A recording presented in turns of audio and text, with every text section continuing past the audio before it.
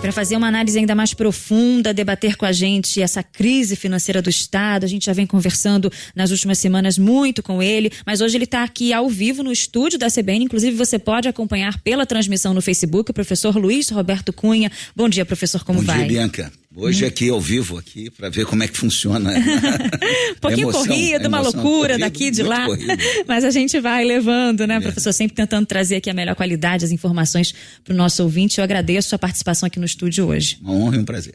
Bom, vamos começar falando sobre o que está sendo debatido e votado na Alerj, porque foi um pacote que ficou completamente desfigurado, né, professor? Pois é, Bianca, esse é um pouco o problema, quer dizer, na verdade, não é? O pacote era muito duro, não é? Havia coisas que afetavam parte social e eu acho que é corretíssimo que os deputados fizeram e tal. Não tem sentido você ficar brigando por coisas que o valor é muito pequeno, tem coisas muito importantes. E havia a grande medida, que era uma medida muito dura, que era você tirar 30% do salário, não é, dos aposentados, pensionistas e dos funcionários da ativa. Essa é uma medida muito dura. Agora, eu até uma vez comentei aqui já no nosso programa, lembrando o seguinte: na época da inflação alta, não é? De fato, os estados não tinham esse problema, porque a inflação comia os salários. No fundo, com a inflação baixa e com os aumentos que foram dados, você precisa fazer alguma coisa. Foi considerado inconstitucional, foi retirado, mas isso faz com que você tenha hoje uma dificuldade muito grande. Quer dizer, olhando para frente, lembrando o seguinte: vários estados estão com problema, só que o problema do Rio é o mais grave. Está se falando, o secretário de Fazenda disse que se não for feito nada, ano que vem são 52 bilhões. Ora, 52 bilhões é um valor, assim, absurdo. Só para dar uma ideia, quer dizer, existem aí 100 bilhões que o BNDES está devolvendo ao Tesouro. É uma discussão que foi já definida pelo TCU, tudo isso. Isso seria uma eventual ajuda a todos os estados. Nós estamos falando no Rio, ano que vem, se nada for feito, 52 bilhões. Então, acho que a gente tem que olhar com calma a questão do Rio. O Estado realmente está muito sem liderança, não é? Essa é uma coisa que muda a situação, piora a situação em relação aos outros. Agora, de fato, algumas coisas têm que ser feitas, não é? E eu acho que a Assembleia ainda vai votar nesses dias alguns pontos, é muito importante. De fato, concordo plenamente, os funcionários não são culpados, aposentados muito menos. Mas alguma coisa tem que ser feita, porque senão a crise vai se aprofundar e não adianta achar que vem uma ajuda do governo federal. Nós vamos falar um pouquinho sobre algumas coisas que podem acontecer, mas efetivamente a situação é muito dramática, é a pior de todos os estados. Segunda-feira começaram as votações e até esse processo foi antecipado em função da grande resistência e manifestações com conflitos até violentos, né, do lado de fora do Palácio Tiradentes, mas alguns projetos foram aprovados, a maioria deles com emendas, com muitas alterações, né? Pois é, esse é o ponto. Claro que os deputados têm direito a fazer emendas, eles representam uma série de questões importantes. Agora, o ponto básico é que você precisa enfrentar o quê? Não é? O Estado está numa corrida para no final do ano pagar pelo menos o 13º e pagar parceladamente em novembro. Para isso, algumas coisas estão sendo negociadas, são coisas importantes. Por exemplo, acho que uma coisa importante foi que o Tribunal de Justiça, a área da Justiça que tem um fundo próprio, não é? Ela vai pagar o 13º com esse recurso em novembro. Isso libera cerca de 400 milhões aí para o Estado poder pagar o 13º, não atrasar também, não parcelar, não piorar a situação do funcionário. Então tem algumas coisas importantes. Em Brasília está sendo discutido no Supremo, não foi votado ainda em função dessa outra crise, das crises aí em Brasília, lá do Renan, tudo isso, mas a possibilidade de você não ter mais arrestos dos recursos do Estado. Isso, se for aprovado ainda por esses dias, também ajuda. Não que o Estado não seja devedor, ele é devedor. Mas, na verdade, a situação é tão dramática que você tem que pegar esses recursos que são pagos de volta ao governo federal, de empréstimos, financiamentos, com aval do governo federal, como uma forma de jogar um pouquinho a dívida para frente. Então, acho que tem algumas medidas de emergência. Fala-se também em alguma coisa de 7 bilhões para a área de segurança, que é o que nós estamos vendo aí com todas essas notícias dramáticas, com uma coisa está se deteriorando. Os ouvintes colocam muito bem, quer dizer, sem dinheiro não é possível ter segurança. Ouvimos hoje o próprio secretário de Segurança, Roberto Sá, admitiu que as perspectivas são muito ruins, as estatísticas já são muito ruins, muito negativas, e as perspectivas também muito difíceis porque não há dinheiro para investir. Não há dinheiro para a polícia rodar, não há dinheiro para alimentação nos presídios, quer dizer, ou seja, você está numa situação de uma forma tão dramática que alguma coisa. Eu acredito que nesse final de ano virá alguma ajuda. Agora, nós nós temos que pensar, o Estado do Rio de Janeiro tem que pensar para frente. Não é? Tem uma ideia que começou a circular aí, que está sendo discutida, que é criar uma recuperação judicial, como numa empresa. Quando uma empresa quebra, não é? Você tem mecanismos na justiça em que permitem essa empresa adiar o pagamento das suas dívidas e entrar em recuperação judicial. Não existe isso na legislação brasileira, fizeram até nos jornais, o estado de Ohio nos Estados Unidos, mas nos Estados Unidos é totalmente diferente, a legislação, a justiça, não adianta comparar. O que isso permitiria? Permitiria, e o número que o Estado coloca é que mensalmente ele tem 6 bilhões que ele tem que pagar de dívidas, e isso poderia ser empurrado para frente, não é, como um empréstimo de longo prazo do governo federal. O problema são as garantias, e o outro problema é de que não se pode aprovar para o Rio de Janeiro alguma coisa muito diferente dos outros estados, e teria que ser uma legislação para todo mundo, e essa legislação permitiria, não é, tem que ser feito a partir de você, de fato, tomar medidas que mudem a trajetória do fluxo financeiro do estado do Rio lá para frente. De que forma, de que outra forma que o governo federal pode ajudar o Rio de Janeiro? E, de fato, o senhor acredita nesse auxílio, professor? Olha, eu acredito que o governo federal vai ter que tomar uma medida, não é, nessa linha, ou seja, pegar as dívidas todas e transformar em dívidas de longo prazo. Acho que veja, é interessante porque, na verdade, tudo isso começa no começo desse ano com dívidas lá de 1997, 98, que estavam sendo roladas e foram renegociadas. Ainda estão aí, hoje mesmo, quando se fala em passar metade dessa repatriação, desse recurso da multa da repatriação para os estados, que para o Rio de Janeiro é um valor muito pequeno, dado a nossa questão, ainda é dessa negociação. Mas eu acho que você tem possibilidade de fazer uma outra negociação. Esses 100 bilhões que eu mencionei que o BNDES está devolvendo poderiam fazer parte no ano que vem de um programa de alongamento da dívida dos estados, tirando um pouco a pressão. Eu acho que isso virá.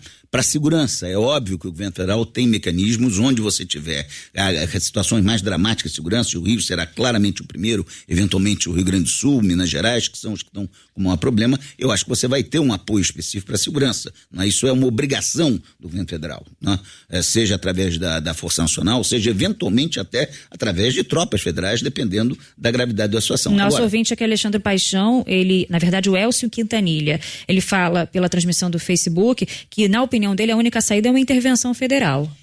Essa é uma questão complicada. Por quê? Porque, na verdade, a legislação brasileira, a Constituição brasileira, ela não permite que haja mudanças constitucionais, e nós estamos aí com a PEC do teto dos gastos, estamos com a reforma da Previdência, havendo intervenção federal em alguns estados. Então, não é possível isso e ninguém vai mudar a Constituição só para atender isso. Então, infelizmente, apesar da descrença que hoje qualquer cidadão fluminense tem em relação às autoridades do Executivo, a preocupação com o Legislativo, não é, que também não tem demonstrado, em alguns casos aí há uma mistura entre Executivo e Legislativo, houve isso nos últimos anos no Rio de Janeiro, aí mesmo com isso, essa infelizmente não é uma alternativa, não pode existir, porque afetaria essas medidas que mesmo com toda a controvérsia, tudo isso, são fundamentais para o futuro do Brasil.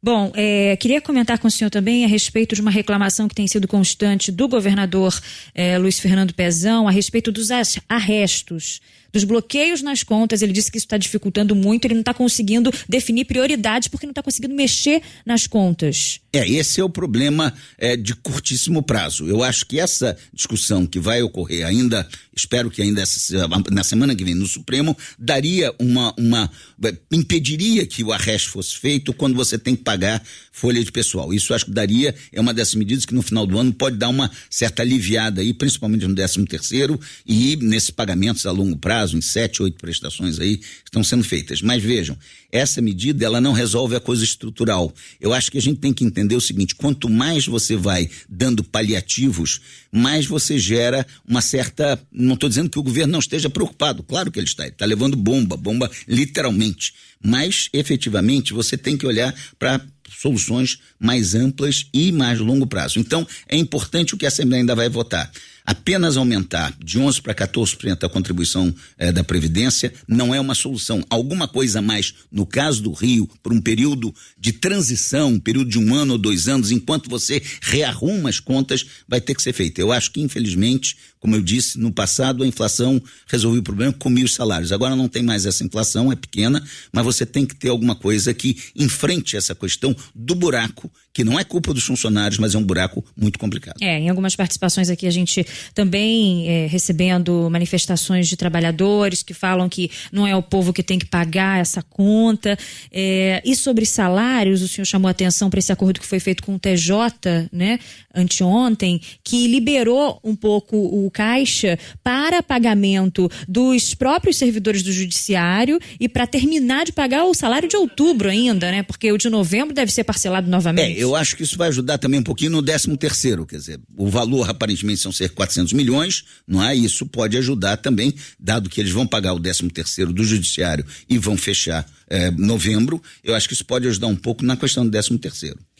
Os ouvintes contribuindo também com algumas sugestões, né, medidas que poderiam vir aí como alternativas a essa busca por dinheiro. Um ouvinte aqui manda, olha, por que não se falar em venda de imóveis do Estado? Olha, essa é uma questão importante, quer dizer, o Estado não tem mais empresas para serem vendidas, porque esse é um programa que o governo federal também está mandando, só tem a SEDAI, e a SEDAI tem alguma complexidade, a forma como ela atua, os municípios que ela atua, não é só, há uma complexidade, embora ela também tenha que ser tratada. O Estado tem imóveis, e inclusive, pelo que alguns deputados colocam na LERJ, não é? Há uma desorganização em termos de pagar de gastos com aluguéis, tudo isso. Eu acho que isso teria que ser feito. O que me parece que falta um pouco no Rio de Janeiro é liderança, não é? No Rio Grande do Sul, agora recentemente, semana passada, o governo do estado negociou com uma empresa que tinha uma dívida de 300 e poucos milhões, 19 anos de uma dívida na justiça, ele encerrou o caso e fez o acordo. Falta um pouco, eu acho, no Rio de Janeiro, não é? Uma liderança política, não é? Que tem que ser o governador, tem que ser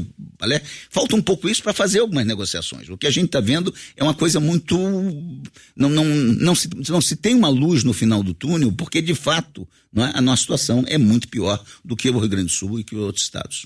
Alguns ouvintes aqui chamando a atenção para o esquema criminoso que foi revelado pela Polícia Federal, Ministério Público. A gente sabe que há muitos outros motivos que levaram a essa crise, mas esse esquema criminoso trouxe ainda mais explicação, digamos assim, a isso tudo que a gente vive hoje. E no centro desse esquema criminoso estava um outro assunto polêmico, que são os incentivos fiscais, professor. Pois é, eu acho que essa é uma boa pergunta. Veja, o volume, não é, de recursos, não é, que o Estado perdeu nos últimos anos por ter antecipado royalties de petróleo com uma estimativa de $100 e não o valor atual, a queda da economia, os incentivos que o governo federal, o governo Lula no segundo mandato e Dilma deram usando IPI, imposto de renda, que foram tirados do fundo de participação dos estados, e isso também atrapalhou uma série de coisas específicas, não é, ou muito ligadas aqui ao Rio de Janeiro, principalmente no joia, atrapalharam. Agora, isso não quer dizer que, como a gente hoje percebe, né, o que havia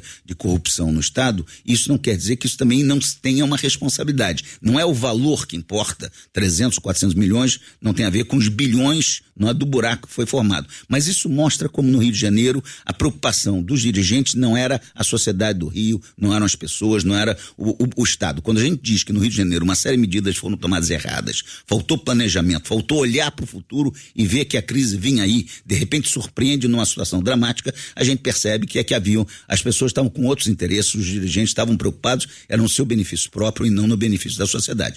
Mas, de qualquer forma, essa é uma questão importante, ou seja, tem que haver uma mudança. E é difícil haver uma mudança, por quê? Porque, na verdade, nós estamos no meio de uma crise e a própria democracia tem os seus prazos, né? Então, eu acho que as pessoas têm que pensar muito bem, não é, que o Rio tem que ser um grande exemplo de uma situação, não é, de um Estado, não é, que tem que mudar e tem que mudar profundamente no futuro. Sobre as isenções fiscais, eu vou contribuir aqui também com a participação da ouvinte Jane Mari. A gente tem mais 2 minutinhos.